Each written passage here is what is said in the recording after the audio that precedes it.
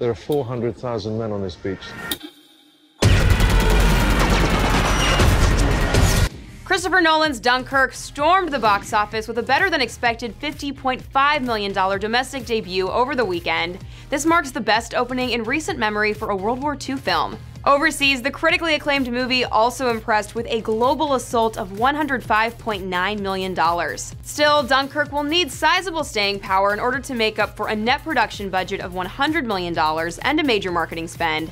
The film recounts one of World War II's most famous battles and stars Finn Whitehead, Mark Rylance, Kenneth Branagh, Cillian Murphy, Tom Hardy, Jack Lowden, and One Direction's Harry Styles, who makes his acting debut in the movie. Heading into the weekend, many box office pundits predicted that Dunkirk would have trouble crossing the $40 million mark, considering its subject matter. They readily admit they were wrong, aka don't underestimate Christopher Nolan fans, or Harry Styles fans. In addition to strong reviews, Dunkirk earned an A- cinema score from audiences. It skewed heavily male, 60%, while 76% of all ticket buyers were over the age of 25. Like Dunkirk, Girls Trip came in ahead of expectations to claim the #2 spot at the domestic box office with $30.4 million.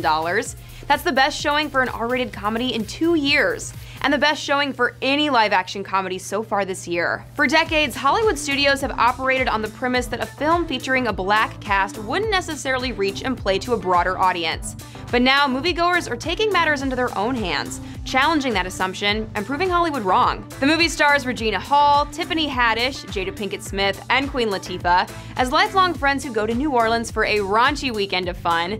The film nabbed a coveted A+ cinema score. The Universal president of domestic distribution said, "Girls Trip is a bold film, the characters are highly relatable, and the story speaks a universal language." Girls Trip was made for roughly $20 million, a modest amount compared to the budgets for Dunkirk and the weekend's third new nationwide release, Valerian and the City of a Thousand Planets.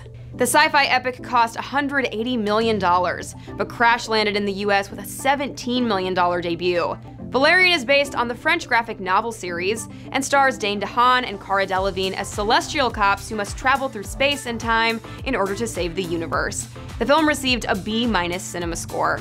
The ambitious movie hopes to make up ground overseas, where it grossed $6.5 million from its first 16 markets. Germany was the only major territory. For the latest box office news, check out THR.com, and be sure to let me know what you saw over the weekend in the comments. I'm Tiffany Taylor for The Hollywood Reporter News.